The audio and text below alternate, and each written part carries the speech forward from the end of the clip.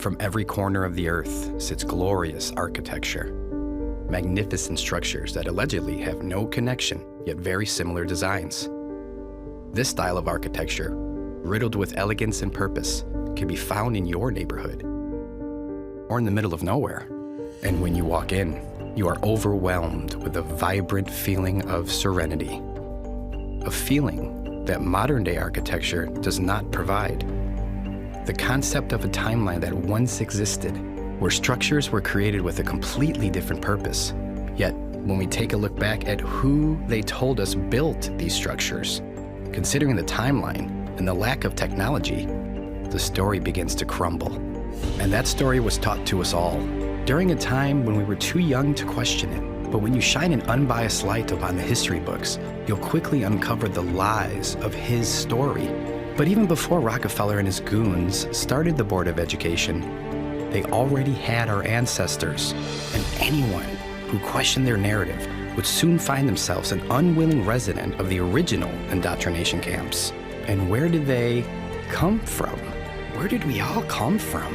If knowledge is truly power, then maintaining such power must rely on the absence of knowledge.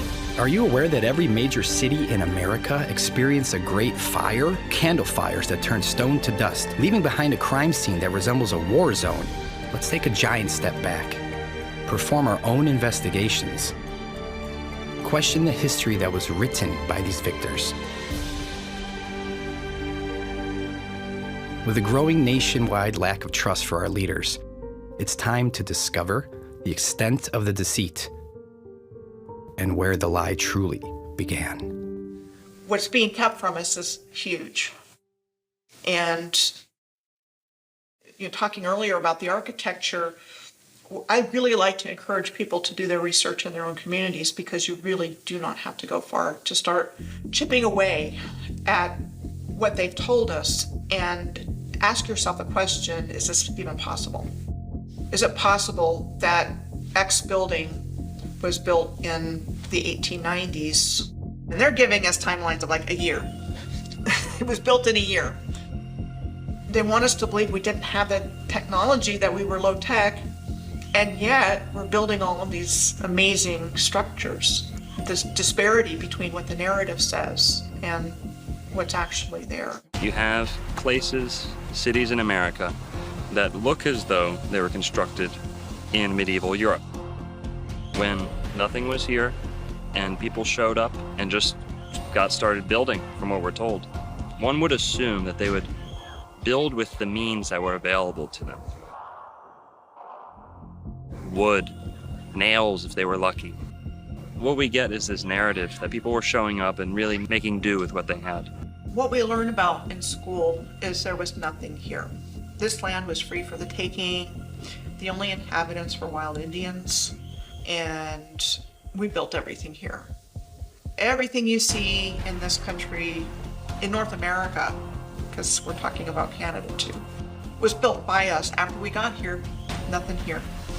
They had to change the narrative. They had to destroy the evidence. They had to come up with an explanation for who built this, why they built it, when they built it.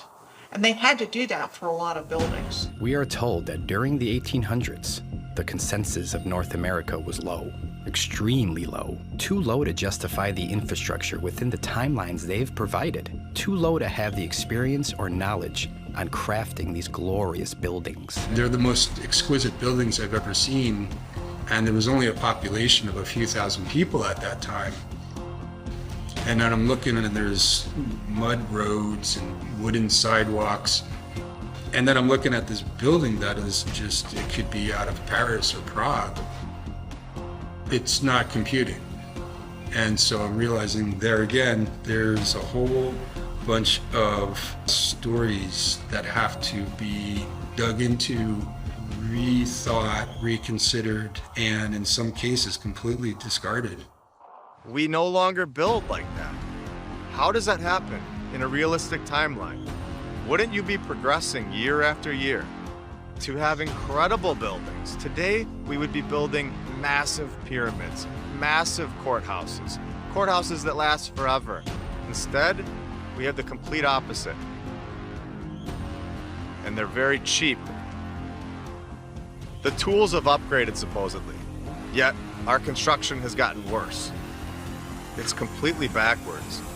There's evidence of a worldwide culture that existed in the not too distant past, and the evidence is everywhere. It's an interesting thing because, like, I've spent a lot of my life looking into ancient history and traveling around the world searching into the past, and it isn't until recently that I realised that it's actually, I don't have to travel to Egypt or anywhere. It's all right there in Sydney and in London and in San Francisco, and it's all around the world. And once you see it, you can't unsee it. All you got to do is look at the civilization you're living in with the right type of eyes, and you're sort of looking around your city and you're going, well, hang on, what's this building doing here? And why is there a building just like that in the Philippines? Why is there one in Japan? Apparently Japan's borders were closed, weren't they? Why are we finding what we're told is Greco-Roman style architecture in every country on earth? Was it really Greco-Roman style, or is it evidence of a culture that existed, a worldwide culture that existed right around the world in the not too distant past? If I took a picture of this building behind me and asked any of these people, where do they think this building is in the world? I guarantee you most of them would say Rome or Europe somewhere. But no, it's right here in San Francisco. We have buildings like this all over the country, and they want us to believe that they were built in the early 1900s or the late 1800s with horse and buggy. And there's just no way that's true. These buildings were built by the prior civilization, master builders, the old world order. This is the architecture I'm talking about. You'll find this anywhere in New Zealand, Australia, Hong Kong, North America, South America, all over Europe. It doesn't matter where you are, this architecture is replicated. The weird thing is, they akin it to being all built around the 1870s to 1900 mark. So all of the world just shit out of nowhere at the same time. There was nothing before it. Does it make any sense? I don't think antiquity is a long time ago. I think this civilization went just before us.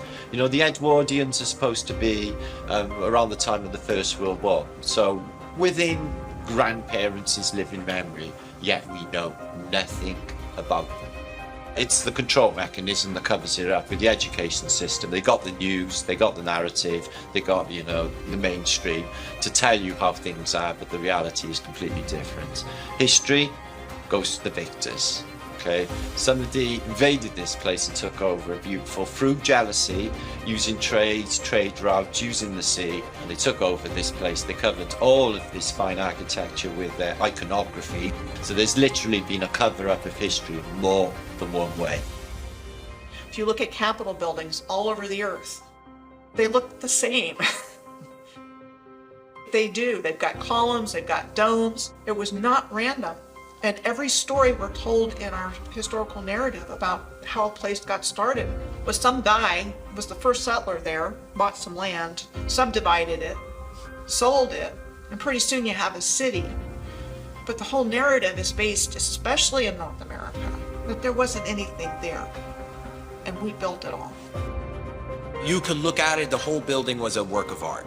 So there was obviously some pride that went behind that. It wasn't just about making money and throwing shit up as fast as you could. It was about building with a purpose, and that there was symbolism behind these things. They built them to last. They built them with a certain level of artistry and attention to detail and customization. You see, now you'll go through a neighborhood and every home looks the same. This neighborhood, perfect example.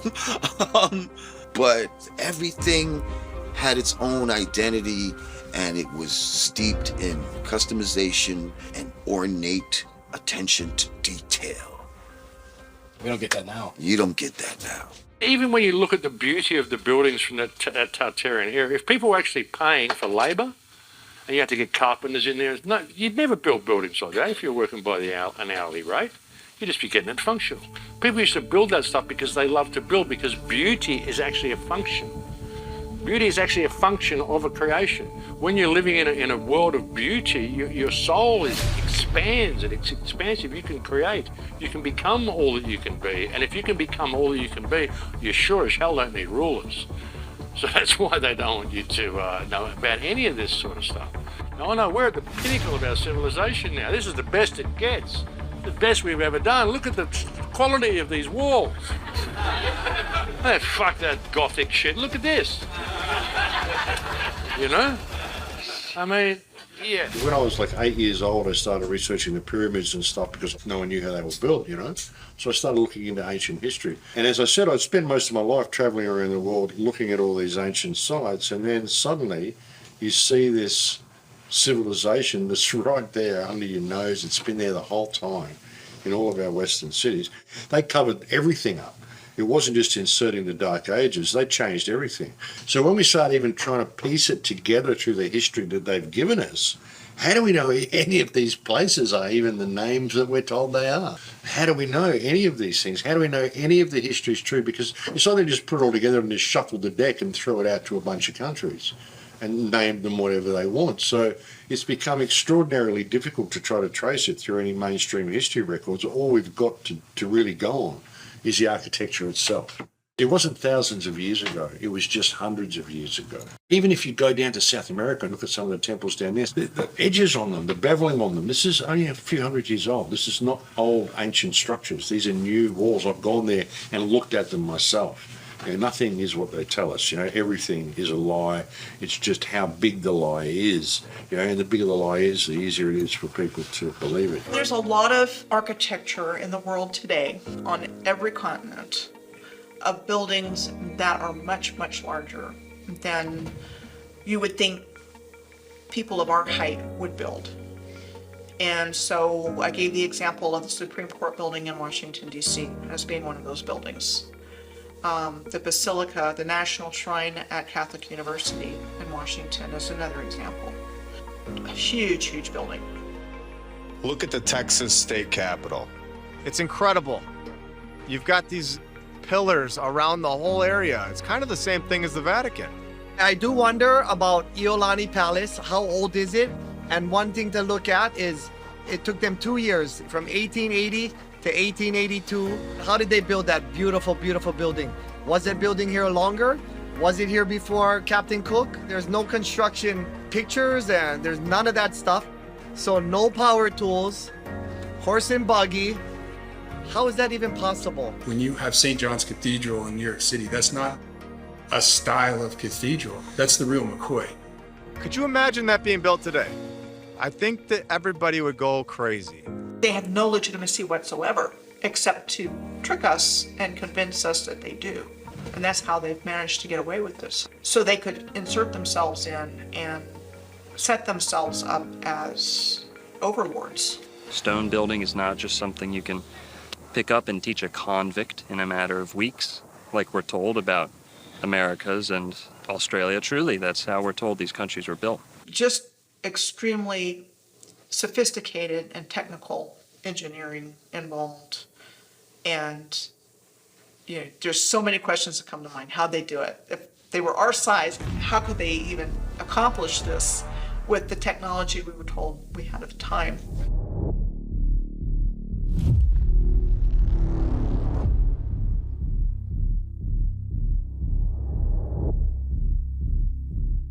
You'll find many of the banks, post offices, government centers, especially 100 years ago, were facilitated in these large, glorious stone structures.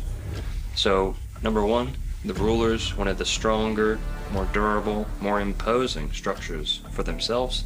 That sends a message to the people you're ruling over. We're going to play a little game here with two alternatives, right?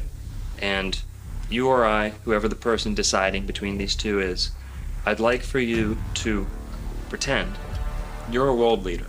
You're not a good one. You're evil and you'd like to rule the people underneath your thumb. Or you're looking to maintain control over people. Bear with me and envision these two alternatives. In the first, we have the opinion, the theory, the teachings, the paradigm that man is nothing but a carnivorous monkey in outer space, floating on a rock for no reason, in the middle of nowhere by accident. And this all got kicked off 43 bajillion years ago on a Tuesday at 6 o'clock p.m. And they can determine this with their color star charts and moon dust and things like that. And going on to a long, vast existence of nothing, just surviving by instinct, on par with an animal. Justification for any morals, ethics, no real pursuit of true happiness, no pursuit of harmony and understanding here on the earth. And this is all what we're living in today. There's no spiritual accountability. There's no understanding of beauty. Well, on the other alternative, on this side, we have a purposeful creation, a purposeful design to not only the human being, but the entire earth, the laws of nature.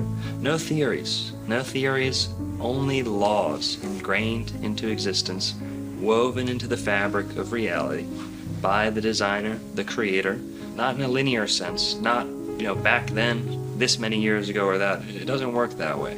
This is the fabric of what we live in. There is a value placed on beauty. Why? Because God has a beautiful creation. In order to return the favor, mankind has an impulse to create beautiful things. In recent times, this has been robbed from us, but nonetheless, it's in the soul of every human being to not only value beauty, to seek it out, to place a high, high emphasis on it. This is how the ancients maintained their ways of life. Geometric, proportional laws of beauty.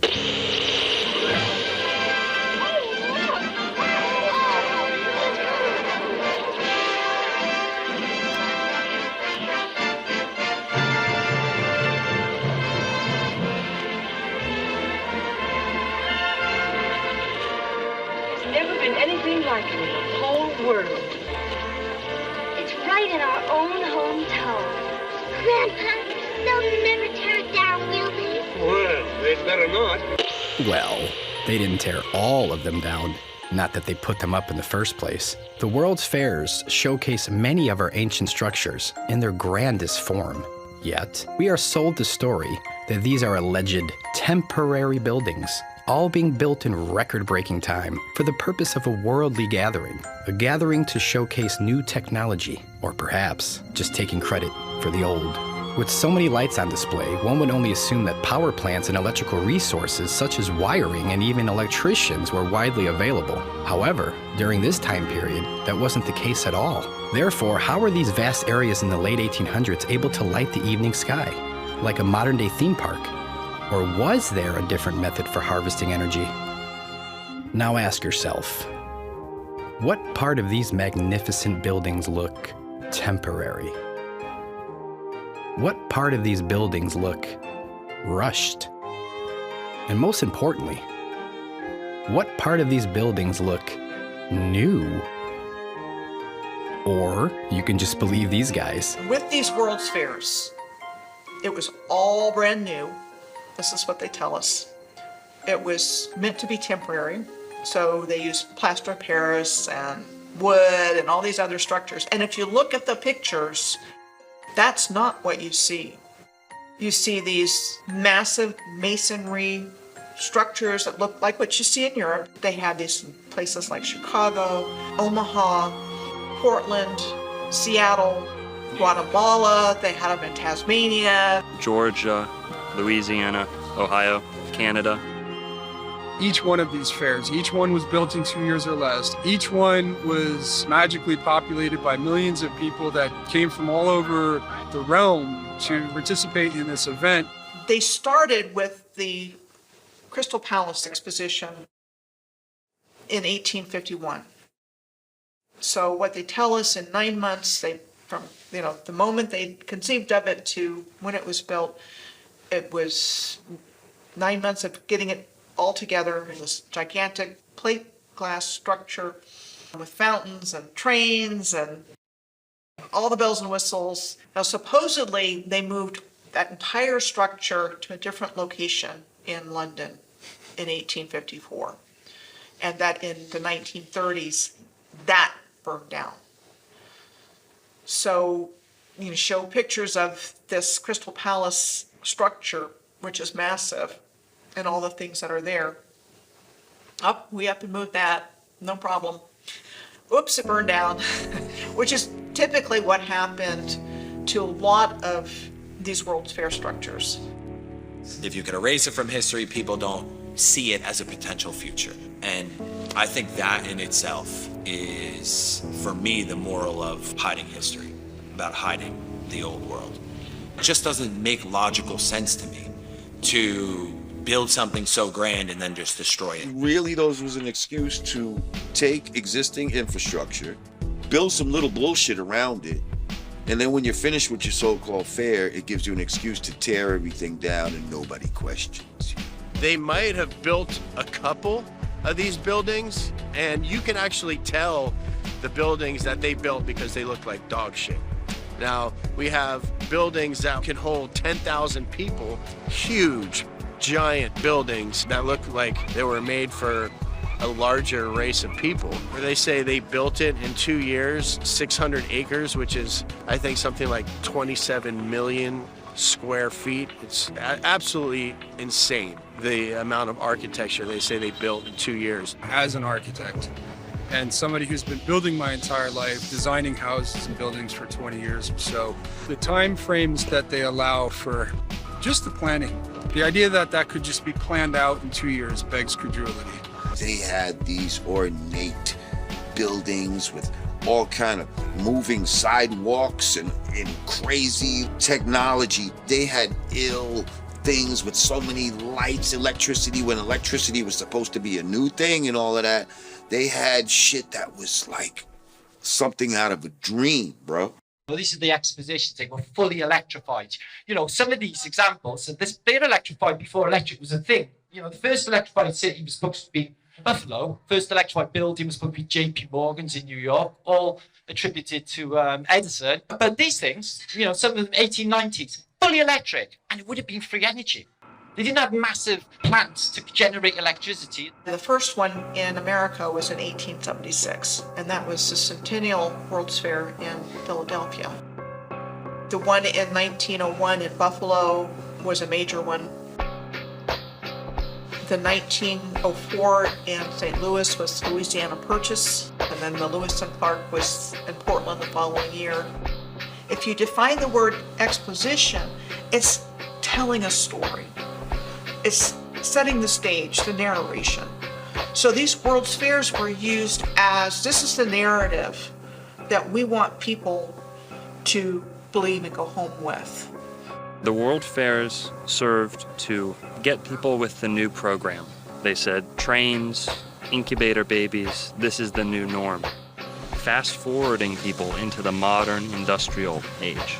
Everyone's wearing the same beaver hats. Everyone's wearing the same three-piece suit. You know, it seemed like individuality had ceased to exist. The World's Fairs served the purpose of indoctrinating. The World Columbian Exposition was one of the most superb. In Chicago, Illinois, formerly known as Chilaga, had some of the most beautiful stone masonry in the world. The area was nicknamed the White City, as each building was strategically painted bright white in an attempt to hide the inevitable aging of the structural entity.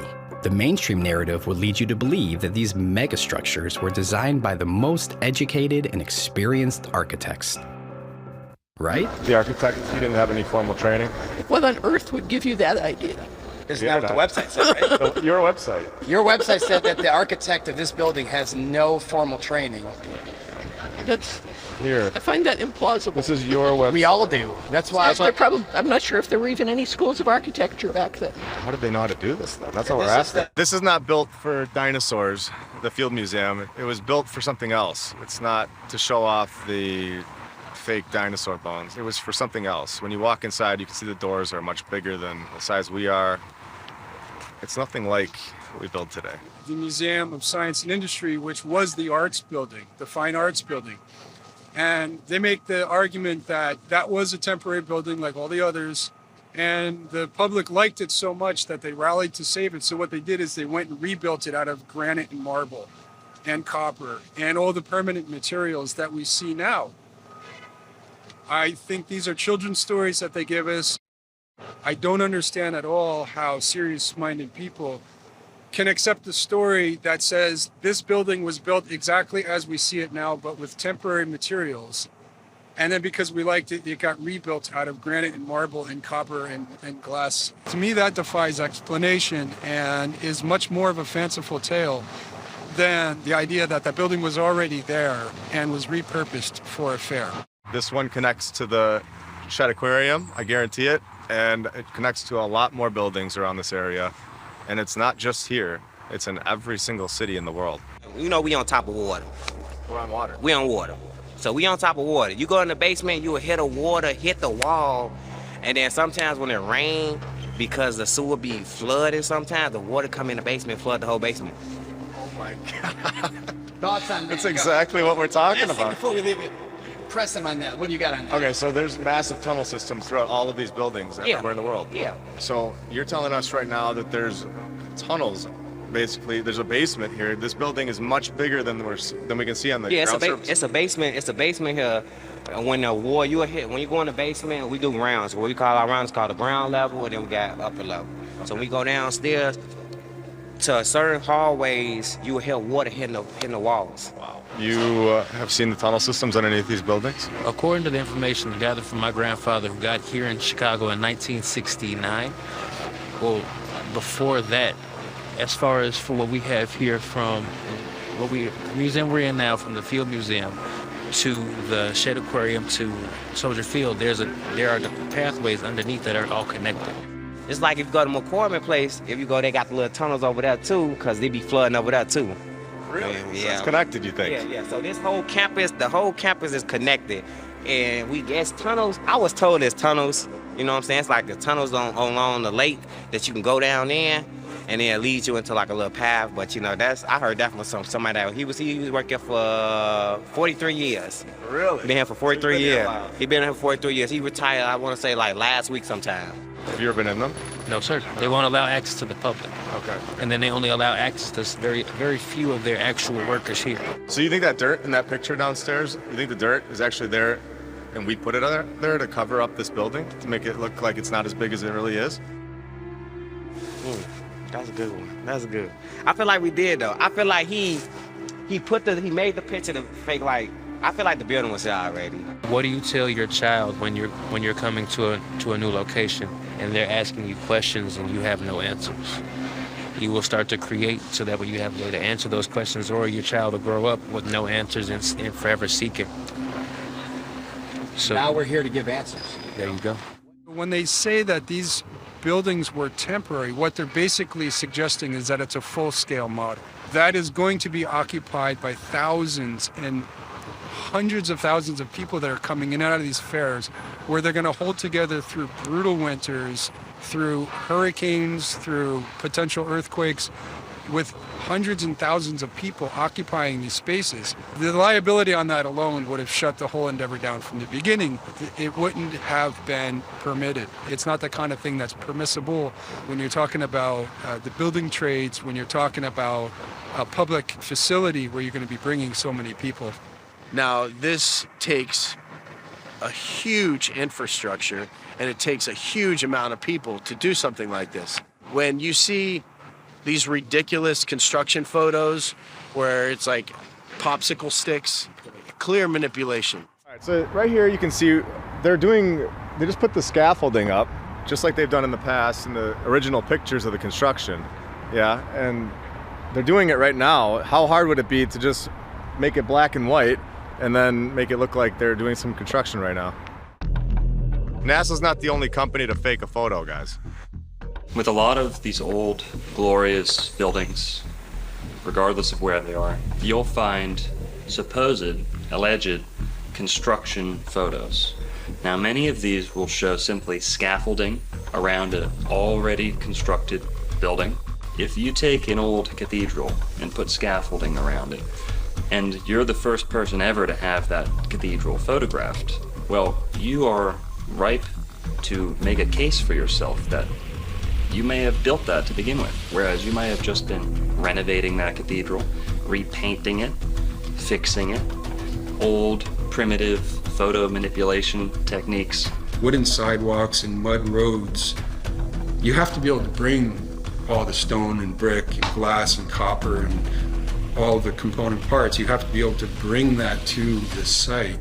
And so just the roads alone, like you can scratch and sniff any aspect of this and the story starts to crumble. But if you're printing these in books or you're presenting them like on maybe a TV documentary, let's say, and it's just an image that's going to come and go, and 99.9% of people looking at them are not even going to scratch their head. They're going to just say, well, there it is. There's the construction photo, and I don't need anything else, because why would I question that? That's absurd. Also, you'll find good old-fashioned cut and pasted, someone with an X-Acto knife out in a early primitive dark room slapping together photos that actually don't belong together to begin with. This technology of its day was a sure way to make multiple images and combine them into one.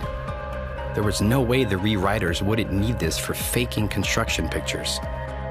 And no, it's not Photoshop, but the layering process is very similar. Victorian photography manipulation, using pencil markings and scraping techniques to draw, erase, and touch up any image desired. The easiest way to achieve your goals is to have a white background that you can remove later in the darkroom. Not uncommon for others to create trick photography and show off their masking and etching skills. For back then, this was the cutting edge of the start of this fraudulent society they've built. They take an already completed building and they whitewash the skies. They call it vanilla skies. They'll blotch out the sky and cut away from what they want to leave in the photo. They can cut away what was there and replace it with a gray or white vanilla colored sky. Vanilla sky, where the background is cut out and you can see the crop marks, you can zoom in and see where the edge of the building there's a little bit of a blurry edge. The sky that would have been the background has been disappeared. It's like, well, why would they do that? If you see one construction photo that's off, where they've painted in scaffolding, or they've taken out backgrounds, you have to stop. Why did they go to the extent to do this? You have to ask that question. And if you see hundreds of photos that are done this way, you have to realize this was an industrial scale effort to create a narrative. Exquisite masonry buildings were built in 1 or 2 years. These take time. I mean, you put 1 or 2 years just into the planning. Well, before that, you have the engineering piece, you have the design. You're not just getting a bunch of artists and builders together and knocking these things out. There's architects involved, so there's the design. Then there's the engineering of it. All of this takes time. These buildings are years in the making. And especially when you're crafting every single corner of it, like what we're seeing every doorknob, every cornice over a window is celebrated. And this is why the architecture is so beautiful. It's an architecture of celebration. You have to ask yourself this. Why is there such a lack of construction photos from the inside of the buildings? The outside's incredible, but the inside is built like a palace. There's such a lack of photos from the inside of these buildings, and they're incredible. When you had the Kleksinski building in Chicago that took 14 years, and then you come back and you look at the one before that, the Federal building, built in 7 years. How is that possible? They're not gonna be able to bring these things all the way up to the top, get these people that have no training, and actually create this amazing thing that lasts forever. In a timeline where they tell you they were riding around on horses and wagons, where this should not be accepted. It's just not gonna happen in the amount of time that they're telling us. We know people cook the books in other areas. We know people have manipulated photos for the sake of deceiving people, just like NASA does. This isn't a new thing. It's an old thing, but it's still being done today. You find photo manipulation. Now, CGI, the techniques have developed substantially. But back then, they thought they were at the cutting edge. They didn't think that they would be caught onto. Or maybe they didn't care. Like, by the time they figure this shit out, who cares? We'll be long gone, and who cares? They have their stories. everything has something to explain it within the last 100 to 200 years. I even called the Illinois State Archives building, and they didn't have information on their own courthouse that's located within 1 mile of itself.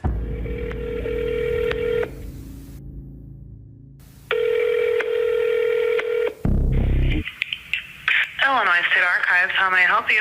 Hey, I was just transferred to you because I was looking at the Supreme Court when it was built, and I was just trying to find like records on it, and it said it was saying like on their website it was saying that it was built in like a year. So I was just trying to figure out if that was true or not. I would have you tried contacting the Supreme Court? Yeah, and they sent me over to you guys. Okay. I don't know what we would have on the building itself. Let me look here.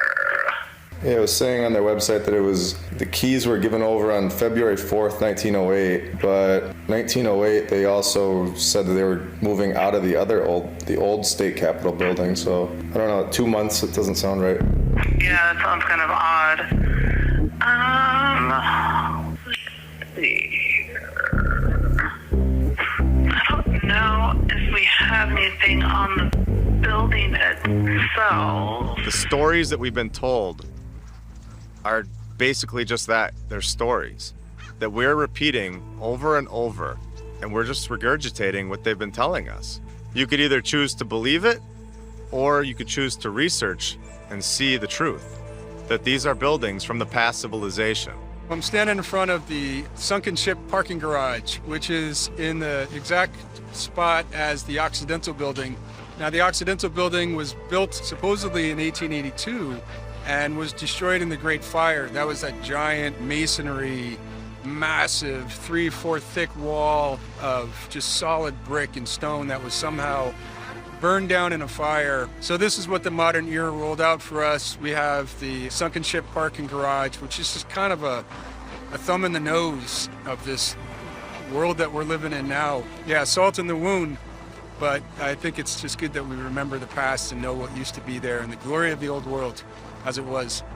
On a lot of these old glorious structures, you'll start seeing old cheap banners, signs just kind of get slapped on to these old glorious stone buildings.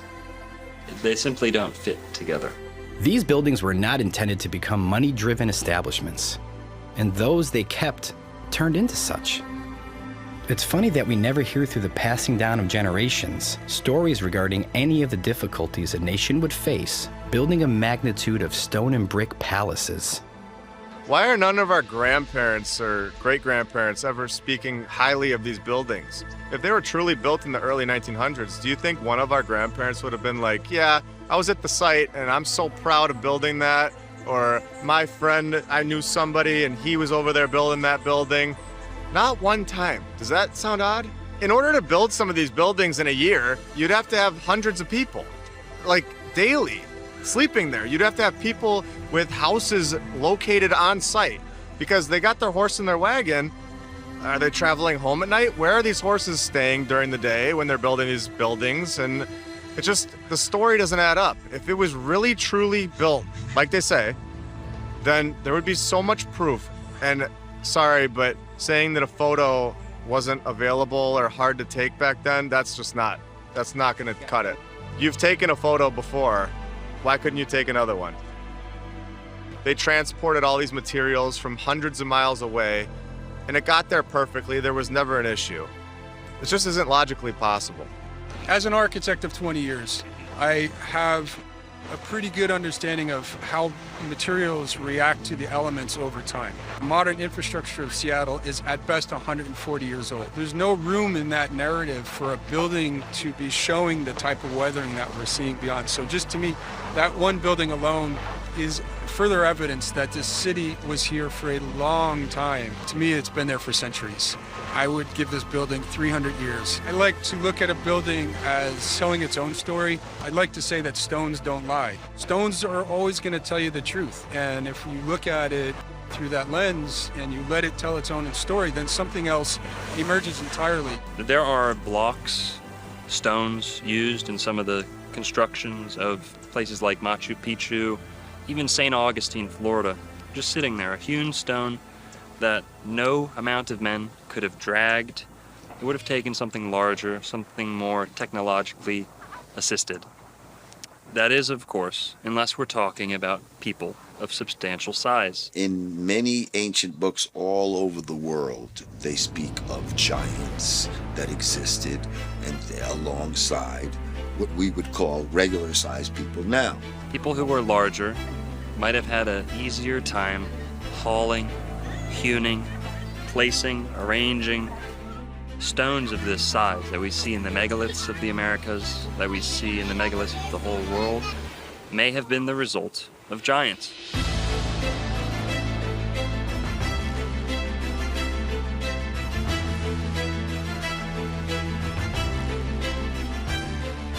You know, if you're using critical thinking, it just doesn't make any sense as to why build at such a large scale for people our size. That's the weirdest part, is when you have doorways in random buildings that are too big. They're 20 feet high. Why would you build a door frame that's 20 feet high for a population that is so small? Why would a regular-sized human, not just why, but how would a regular-sized human make something so massive? It just boggles the mind. Why do 6-foot men and 5-foot women need that? We don't do that. We build door frames that are proportionate to our size. They're just absolutely huge. Right, there's no sense. No sense whatsoever. Church is exactly the same now, just massive doors, and just like you go through a little door here to get in there. I noticed when I was in Europe last, they had some doors I took photographs of, and the lock on the door is up here.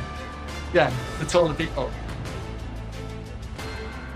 You have these door frames that are in stone. You can't take them away. And they're 20 feet in the air or taller. And then you have our door frame that we build inside of the door frame so that we fit through normally. We're much shorter than they were as a civilization. Think about it. You'd have to be a fucking moron to build a door that's 30 or 40 feet high if you're 6 foot tall, and you can't even reach the doorknob. Across this plain, we find much evidence, abounding evidence of giants, not only in the major city centers of this world, but in the burial mounds and ancient ruins of the old world. And what you find around the major city centers is giant doorways.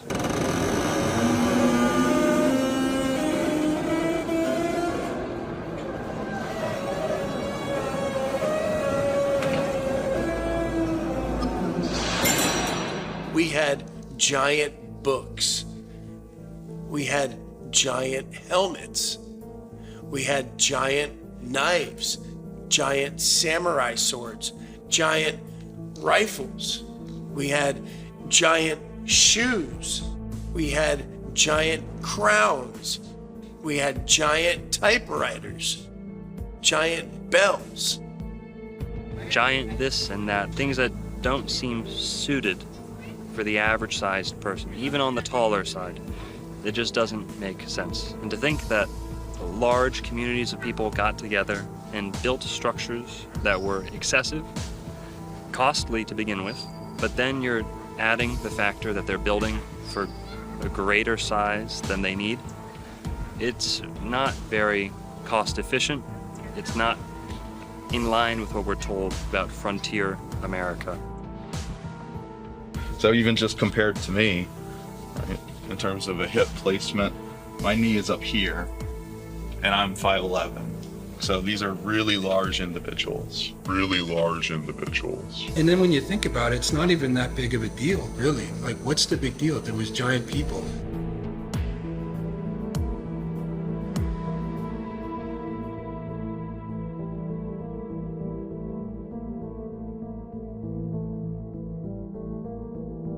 I mean, I've seen some of the unearthings of skeletons of giants and all this type of shit.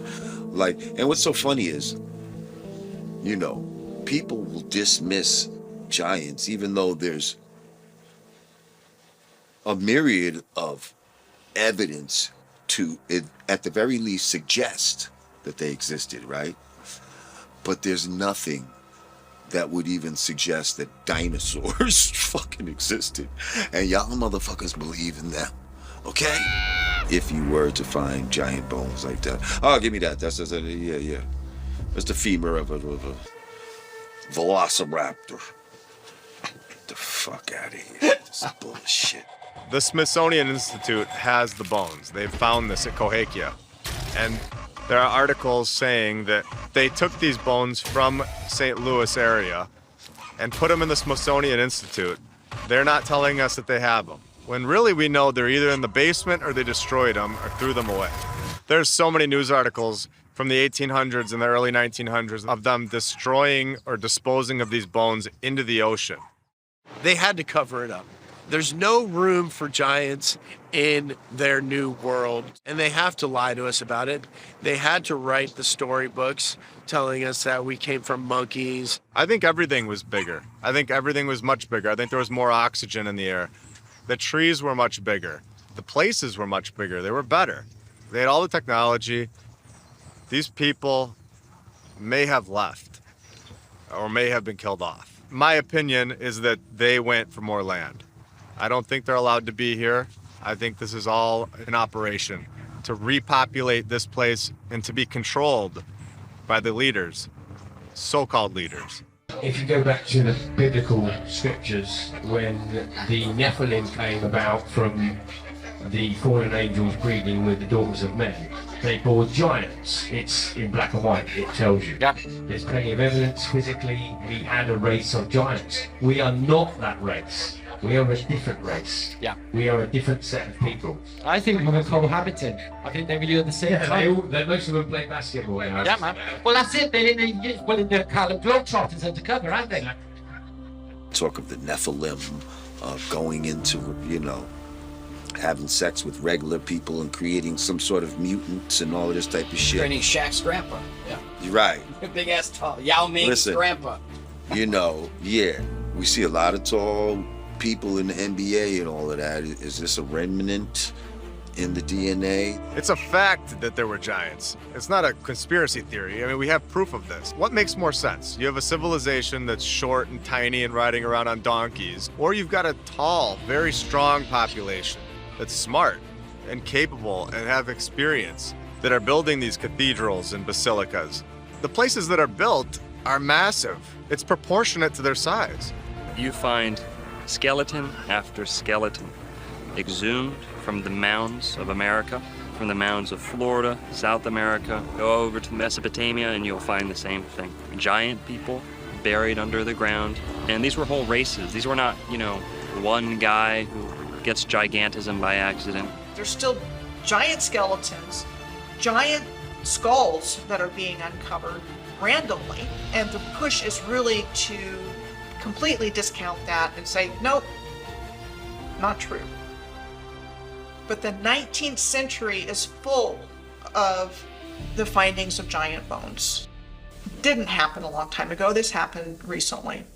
Human history is framed as to convince the average Joe that all of the luxuries, the benefits, the technological advances in their life, all of those things are the mere fruits of the industrial age and an industrial way of life, and the banking systems that followed, the methods of travel that became cemented after the industrial age. In the 1800s, all of the world's inventions just shit out of nowhere.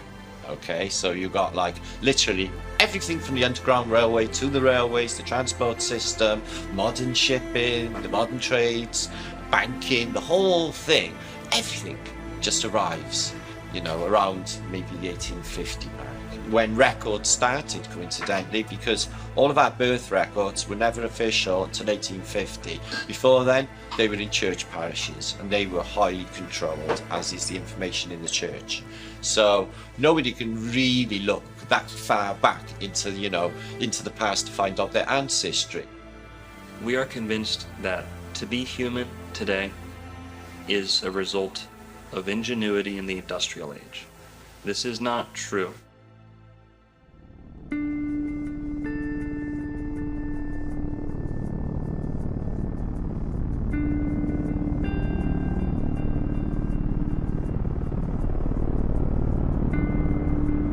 another element of history they've conveniently helped you forget about. A luxurious form of travel that was promptly removed from our skies. Airships are the oldest form of air travel. They're the most time-tested. Now, they've been taken out of circulation. A lot of people have the false impression, misconception that if you were traveling on an airship, you would be confined to the little cabins that were suspended from the bottom. You know, like the pilot's cockpit. You'd probably feel a little iffy about those coming down, being on the bottom of the ship. It's coming down, you look like you're gonna get smushed. Well, that big blimp is not just a balloon.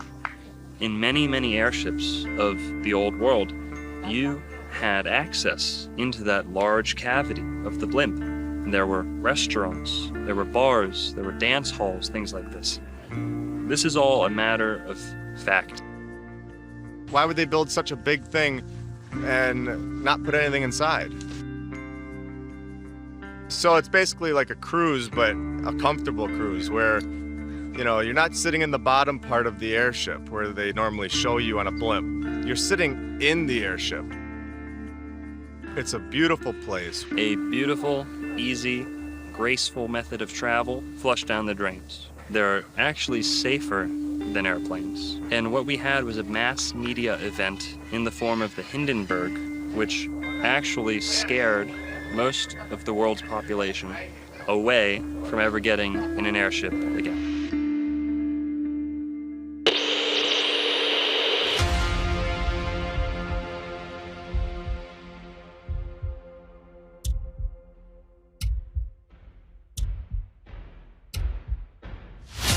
It's starting to rain again. The rain had cracked up a little bit. The back motors of the ship are just holding it just enough to keep it from... It's burst into flames. Get it started, It's right, Ed, it's rising terrible. Oh my, get out of the way, please. It's bursting into flames and it's falling on the mooring pads and all the folks between it. This is terrible. This is one of the worst catastrophes in the world. Oh, it's like 400 or 500 feet into the sky, and it's a terrific crash, ladies and gentlemen. The smoke and the flames now, and the frame is crashing to the ground, not quite to the mooring mast. All the humanity and all the fans have been speeding around it. I can't talk to people and friends around there. I can't talk, ladies and gentlemen. Honest, it's just laying down massive smoking wreckage. And everybody can't hardly breathe and talk and screaming. Lady, I'm sorry. I can hardly breathe. I'm going to step inside while I cannot breathe. Darling, that's terrible. I can't. Listen, folks, I'm going to have to stop for a minute because I've lost the voice. This is the worst thing I've ever witnessed. Oh no, can't do this. They're dangerous.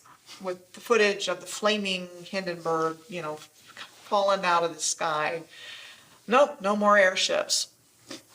But there's a lot of evidence, shall we say, that's available to show that, yes, there were airships and they were a pre-existing technology. And one of the ways that they get rid of things is to say, like, it's unsafe, safety hazard, we can't do this anymore. And I don't want to be flying in that again because there's just fire up in the air and there's no way I would ever travel in that again. So I'd rather pick to be in an airplane. Let's stick with our helicopters and our airplanes, and we're gonna can airships. What's a more tranquil form of travel? Airship or airplane?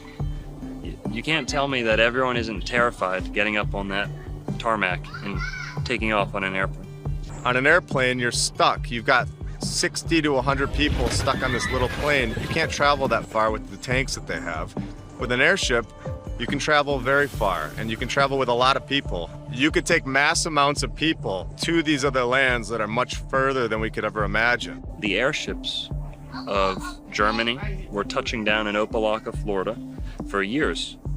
And Glenn Curtis, the man who opened up that Opelika airport, is a man embroiled in scandal So if anyone's telling lies here, it's those guys. Glenn Curtis was nicknamed fastest man alive for breaking top speed records on a motorcycle using gas engines. And he helped push gas as superior to steam and other techniques. He started slapping gas engines on airships too, and he helped get them off of other methods. Then he did the same thing with airplanes in direct competition with the Wright brothers. He tried to steal the Wright brothers' patents with the help of the Smithsonian. Towards the end, they started filling them with dirtier gas, trying to get them to be gas propelled. That was not the case. Many of these were steam. In some instances, just like a submarine. They can try and hide this from us a little bit, but you, the viewer, can go and look this up for yourself. The blimps were a lot more sophisticated than we're told. And going back to the comparison between airplane and blimp, they can literally and metaphorically bottleneck the costs of travel by only allowing so many people on to this tiny little tube that's traveling so fast, so dangerous. We'll let this go by. Speaking of modern day airplanes, You can only fit maybe a couple hundred onto an airplane when you could fit a couple thousand onto an airship. Number one, it's graceful, but number two, you can fit way more people. You can have way more facilities on that. It's like almost like a traveling city. So the airships provided something that airplanes don't. They were safer in terms of the speed of travel, the danger of landing somewhere you're not supposed to. To think, if your fear of flying is caused by open waters, in the case of an emergency, you would now have a way to safely dock on a boat. And a fear of landing could be comforted by a slow docking airship. Things like the Eiffel Tower, which we were told was built for a World's Fair, but there's Eiffel Towers everywhere. This will give you an opportunity for a balloon to come in to your city and moor up, and you get straight out, and it delivers you to the place where you want to be. Now, don't think this is beyond the bounds of possibility. They actually did it. Hindenburg used to couple up to the top of the Empire State Building. The doorway would come out, a gantry would come out, and everyone would climb out of the Zeppelin into the Empire State Building. And they've done it in LA, in Chicago. These balloons were the transport of the day. Believe it or not, it was not uncommon for people to fly their airships straight into downtown New York City and to dock those airships in the steeples, in the finials, the towers, the spires of places like New York City, Chicago, major cities in Germany, England, you name it. Airships were docking. They would offload people into the tippy tops of buildings. I think that there was more than just airships. I think that the technology goes further than that. I think that these things were much more powerful, and I think that they went further than we can ever imagine, to lands that we're not told about. Behind the scenes, they are still making these, but we wouldn't have access for making our own. If you wanted to build an airship today, you can't, because NASA owns 99% of the helium. The tech back then was possibly even more than what we have now. There's videos in the 1930s, 1940s of hoverboards and portable scooters that ran off of electricity. They used to have self-parking cars. Right when photography was invented, you have these electric trolleys running wireless around cities. 20 years later, they'd all be breaking down, then went on to wires, then went on to the slower Edison electric grid. And remember that they have much, much more than what they're giving us. They are slowly giving us back the technology that was once here, that they found from the previous civilization. It's funny, right? Because they drop it back in doses, pretend like they're the heroes to reintroduce it. But meanwhile, that very thing that was designed to create freedom and creativity within humanity is now spun to be used for manipulation and control. But it's dropped in those doses where we just accept it, and the line gets pushed further and further and further, and people just sit back and they're just like, this is life.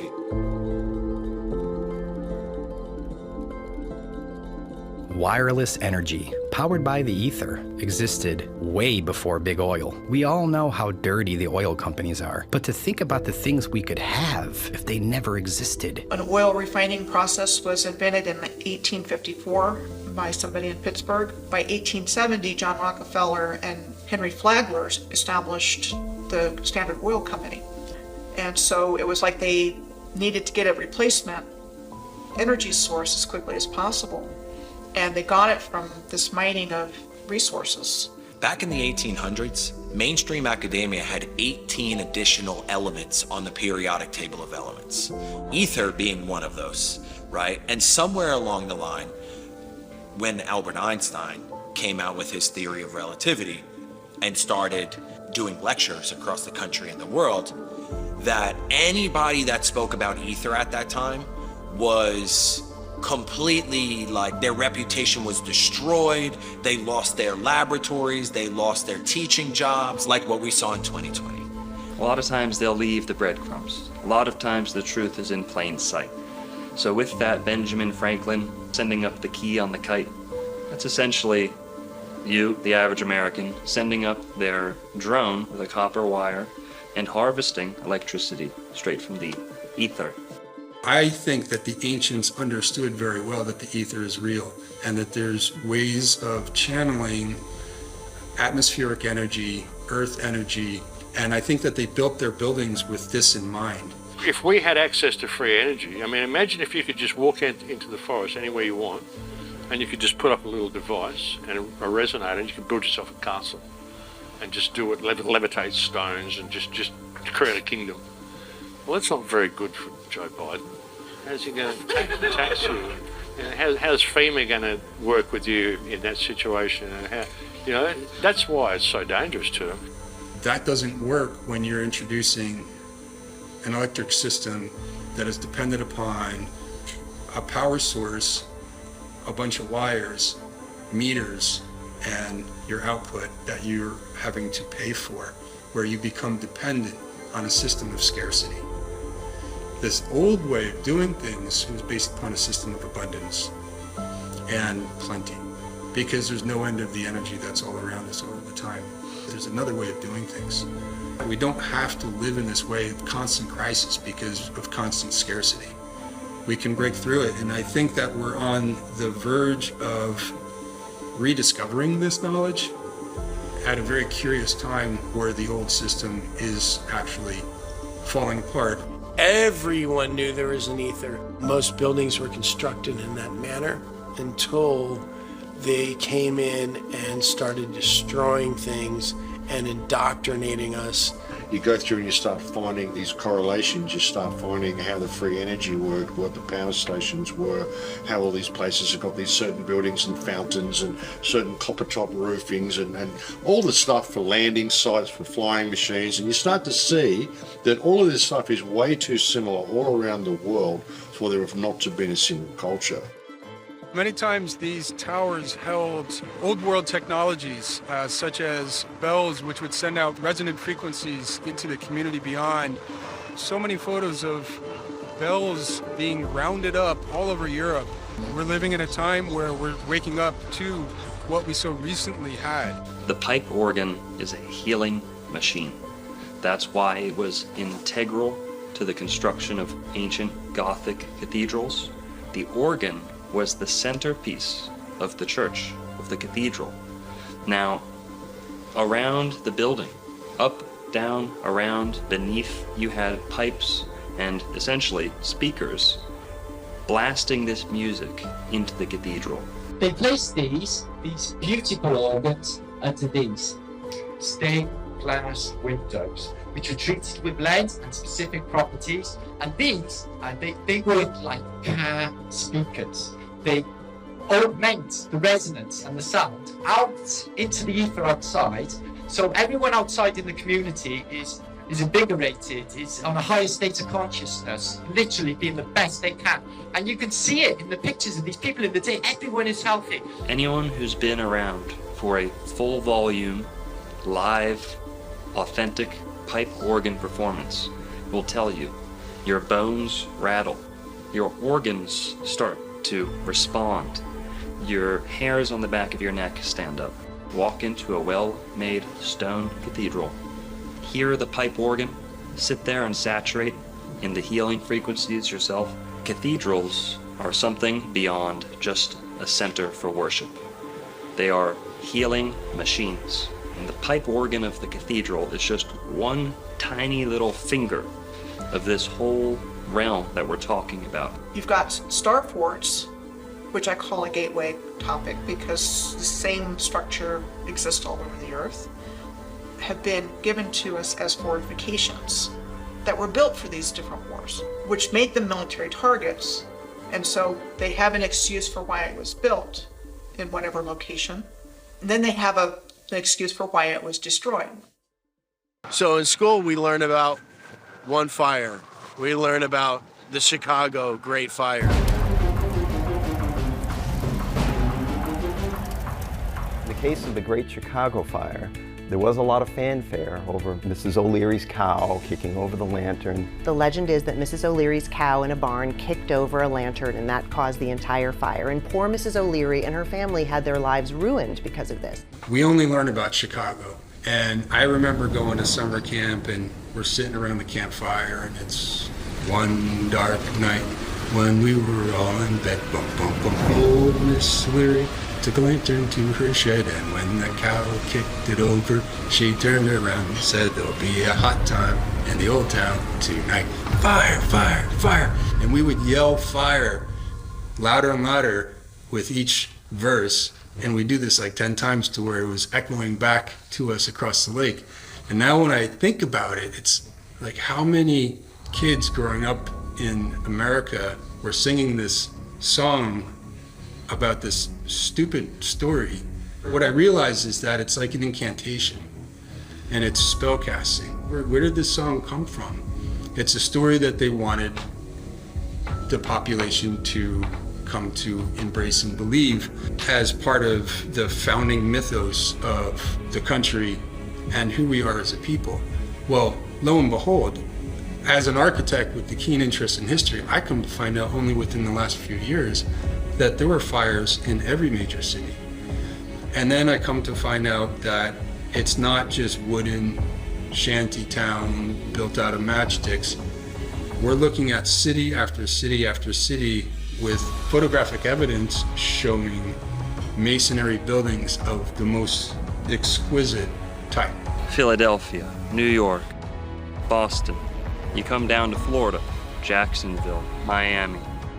Every major city at one point was burned to the ground. Believe it or not, these were stone cities. These were megalithic stone cities, ancient metropolises that were burned down as if they were made from wood. Very quickly. Now we can speculate as to what the source of that destruction was. From above, from below, arson, biblical destruction, you name it.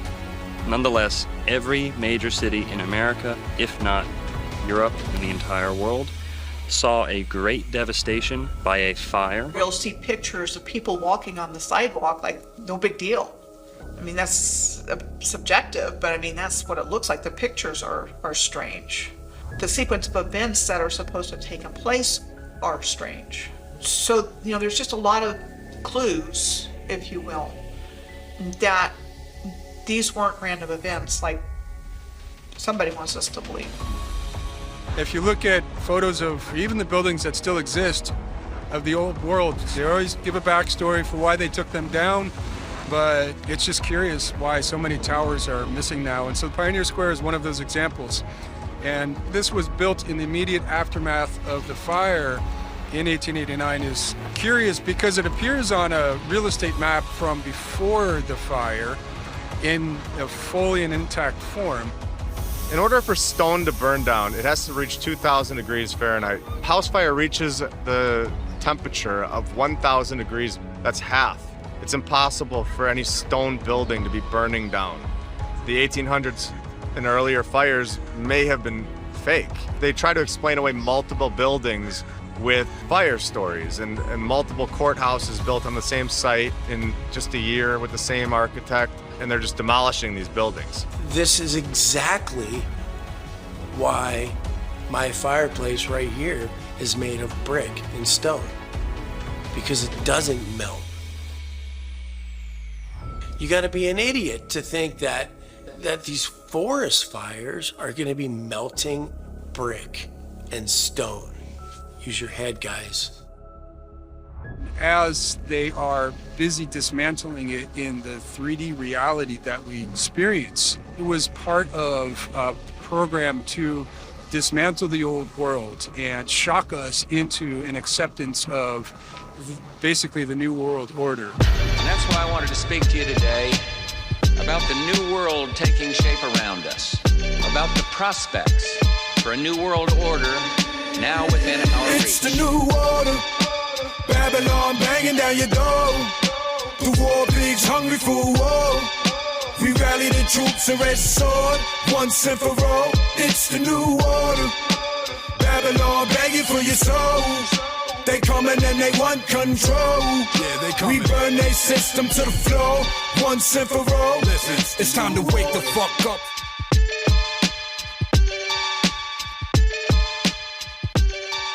So you had what I would call the reset of history according to a very specific narrative. I mean, it didn't change very much. And using the media like they do today to publish it, print it, this is what happened, these are all the details, these are all the people involved, we got it down on record. So again, they're saying, okay, everything was built out of wood, like a Hollywood movie set. Didn't hold up, it caught fire. So we came in and we built all of these beautiful structures to make sure they wouldn't burn down again. And that is told repeatedly.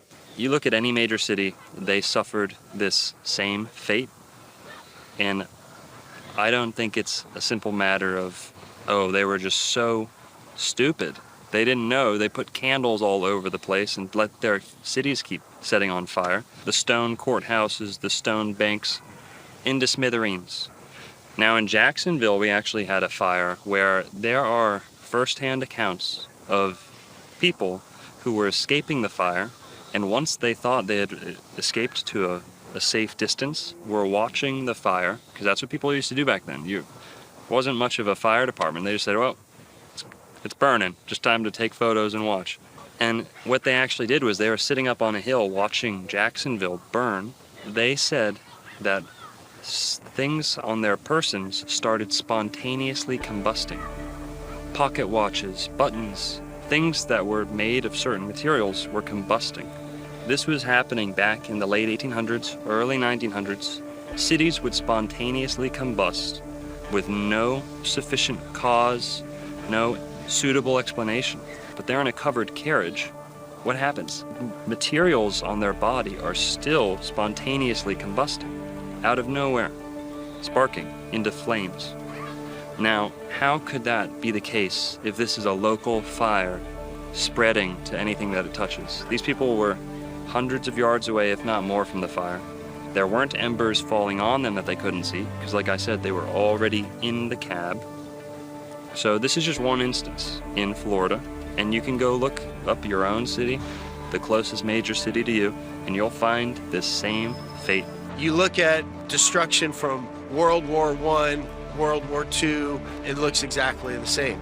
So these weapons have been around for a long time. The biggest factor to 9/11 was the erasure of evidence. Erasing the evidence of the wrongdoings of the government, the financial institutions, you name it. You had evidence being destroyed. What do they call it? Jewish lightning? For lack of a better word, insurance fraud, destruction of evidence. Those two typically go hand in hand when we're talking about buildings falling down out of thin air.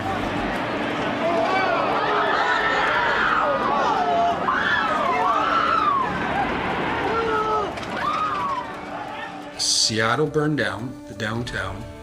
2 months later, Ellensburg, which was at that time a major city in central Washington territory, burned down. 2 months after that, Spokane, which was another major city on the eastern flank of the territory, burned down. And when I discovered that, I just went, hold on a second. Like, there's something else entirely going on in the backstory. It's like they want to get rid of these beautiful structures, and some are still in use, but the ones that are inconvenient to the narrative, they just want gone. And there's also probably a component of the energy grid in all of this as well, because they keep what they can use, they keep what benefits them, and at some point they determine, okay, we don't need that anymore, for whatever the reason. Part of the story of the fires is that the fire chief wasn't in town at the time. He was away on some conference. And so the command structure was broken. So the mayor at the time in Seattle was the one that was calling shots. And he was making decisions that they should go in and make what they call fire breaks between buildings, meaning actually bringing dynamite into buildings and blowing them up. And that's acknowledged. And that's acknowledged in Boston, the Boston fire, in city after city, what's called a tactic to contain fires. And then they often say, well, look back in retrospect, maybe it wasn't the best idea. Well, what was causing these fires and what was causing this type of damage in the first place needs to be examined. So when you have a broken command structure and somebody else is calling the shots, that's really curious to me, because that's the same thing that happened in Lahaina.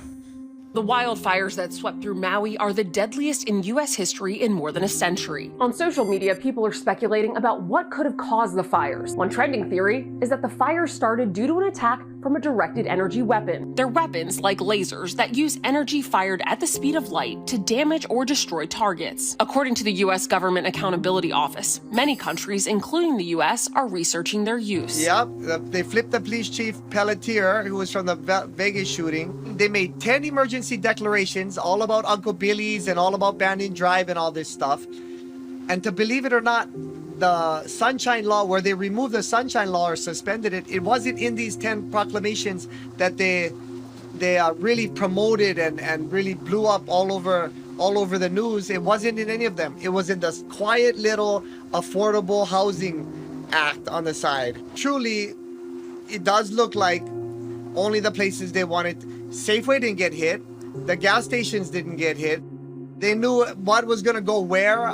It's either they did it from the top with the laser energy weapon, like others say, or it came from the bottom. But one thing was crazy is that over 24 hours later, they were still letting the fire burn. The fire was blowing so fast, the wind, it said it moved 1 mile in 10 seconds.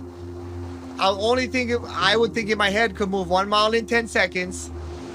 Some kind of boom one time, the whole place. With the fires from Maui, I mean, I've got these rows of cars that are just completely burned. Honestly, none of it looks like a fire. It looks like it's been destroyed with like some weapon or something from an angle. Just completely destroyed by a direct energy weapon. Just buildings sliced in half. You have melted cars, you have melted everything. I mean, it just completely looks like a war zone. Send a laser from a directed energy weapon against the community and then step back and say, oh, that was natural, or too bad, so sad. And all those people are left homeless and they don't get any help. And people aren't being allowed to get out of there. When it's happening, they're jumping in the water and poof, and everything looks like, cars are burned out. And people are going, whoa, what's going on here? And they're not getting any answers. And the current administration also has the slogan of Build Back Better, which was the excuse given for these other great fires. Well, everything was wooden. So look what we did. We built it back with this solid brick. I think what we're seeing now was never supposed to happen this quickly. I think all of these things were supposed to happen without us even being aware of it.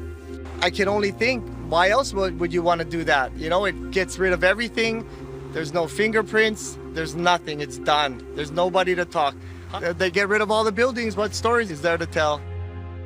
His story is what they're going to tell. It's what they did tell us. Distorting a timeline, laced with cover-ups and preventing public awareness of our own cities being destroyed. How powerful are these weapons? And when did they truly originate? So this frog should have turned to ash. It even has some ashes on the bottom. It's kind of gray. And it got a little bit on the edge of some heat, but it didn't contort it or anything. It's just perfectly symmetrical, petrified. And it seems mostly hollow, but the skin is totally solid and intact. There have been a lot of people that have been talking about the subject of meltology. And my take on that and other things is that's part of it, it's not all of it. And what I believe is that there was a directed energy attack on the Earth's grid system that blew out the grids. And that caused swamps, deserts. It caused land to just shear off and fall into the ocean. And that would have caused melted buildings as well. A really good example on top of my head is a place called Red Rocks State Park in California. It looks melted. And there's other examples as well. So my belief is that there was just this massive surge of energy. So that surge of energy could have been from multiple sources and just went through the grid system and just blew everything out. When they came here, this was a destroyed and ruined landscape. And they even use the word ruins to describe things, but they push things far back in the past, like thousands of years or millions of years. And, that was so far back, we don't know anything about that. The Earth was terraformed by a highly advanced civilization. And so things we think of as mountains, like the Rocky Mountains and hills, are actually buildings.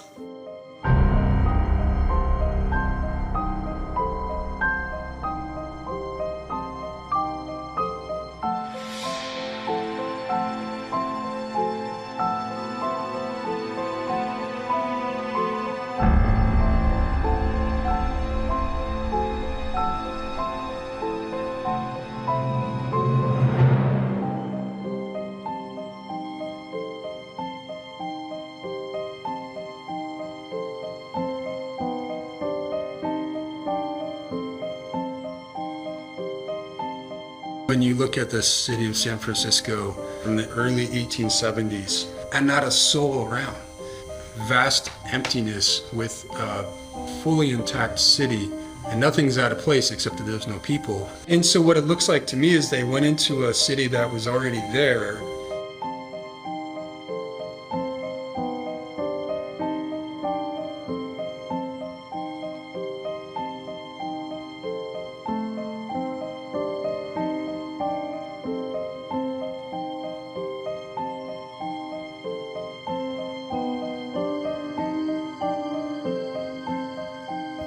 Empty.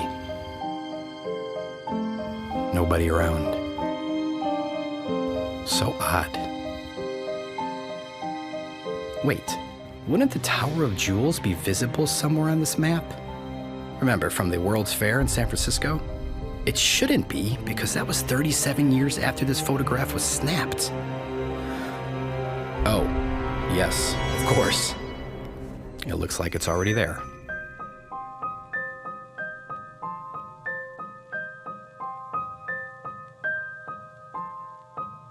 With the World Fairs, it does seem that the purpose of them was to provide us with a new narrative and bring the population to them, just overwhelm them with this fantastical realm that they were now going to internalize and then burn it down in almost like a ritualistic fashion to sear this into the consciousness of the people. The populating of the Americas was not as authentic, organic as people might have been led to believe. There was a large system of what people have termed orphan trains, incubator baby farms. A lot of these were housed, hubbed in World's Fairs. You had incubator babies at the World's Fairs. Buy an Asian baby, buy a Filipino, buy an African baby. I think part of it was repopulation. I think part of it was early child trafficking. Premature children were in these incubators. You see pictures of these, nurses in their uniforms in a room filled with baby incubators, with people paying admission.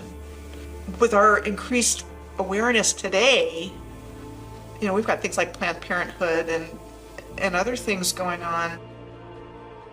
There are companies that mail kids. There's a online business where somebody can place an order for a child based on eye color or whatnot, and they get delivered. That's not good. And I think it's the same idea that there's this harvesting of humans going on without our knowledge and awareness, and unspeakable things happening to children that got its start very early on because the same families are behind it. And you would see this mass migration of orphan trains and orphan boats, and you're like, first of all, where are all these fucking orphans coming from? How many orphans were there in the 1800s? Why? So everybody's learning this thing at this young age, and everybody has to go by these new set of structures and new set of rules. They have to learn this new history that everybody isn't really agreeing with, and then anybody that's not agreeing with, they have to go to the insane asylum. There is the orphan asylums for the children and the insane asylums for the adults. Now all of a sudden, John D. Rockefeller comes out with a board of education, and all of the children are sent to a public schooling system to learn their new history. What better way to trick a society than to take their children at a young age and teach them exactly what you want them to know? If people just realize that if you don't understand the past, you'll repeat it over and over again. And it prevents people from going to progress in the future. And us as a collective species, we have to get to the nitty-gritty of what really happened, what our true potential now is as a collective civilization. Because we can't rely on those people anymore.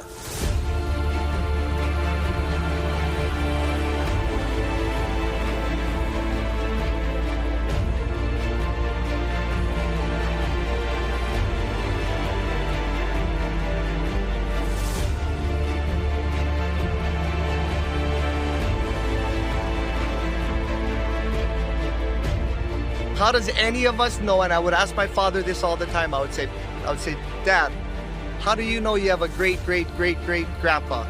How do you know? None of us know. It's the truth, Those are things, and people can sit there and say, you guys are off your rockers talking about this stuff, but I mean, look who we're accepting the official story from. All I've ever known my whole life is that we don't know how we got here, and we don't know why, we don't know when. If Americans are sitting there one day and say, I don't know how I got here, I don't know why, and I don't know when, well, then you've been reset.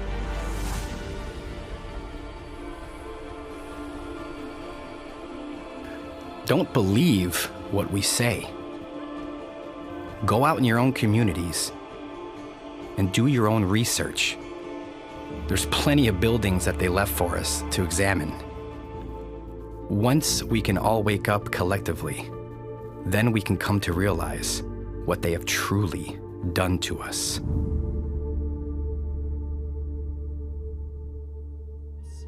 Shout out Hibbler Productions. Check this old world order stuff out. Here you go. A true gem. Firm Fam 2024. Sift through the lies of indoctrination. Ancient civilization laid to wasting. More I scratch at the surface, more I'm facing. Hidden no world, advanced not cavemen. Free energy before the lies of the Masons. Flip the script and change the whole situation. American cities found not created. The tech of the giants, colossal creation. What lies had they hid from us in plain sight? The power of the ethos to feed them free light. Structures weren't built by horse and buggies. Huge slabs of stone, masterful, not ugly. Old photos show marvels that's been there. Miles from quarries, not anywhere near there. Research the old world right now, I declare we taking back our world from those who feed fear. Yo, it's that old world order, the new world slaughter. Don't drink the water, raise sons and daughters, teach them the truth. Blessed from the Father, and rip the chains right off us. Yo, it's that old world order, the new world slaughter. Don't drink the water, raise sons and daughters, teach them the truth. Blessed from the Father, and rip the chains right off us. This is the age of Tartaria, massive mud floods and real history, not the Chronicles of Narnia, where the Tesla get his coil. Sustained energy, not the Rockefeller's oil. Who writes history?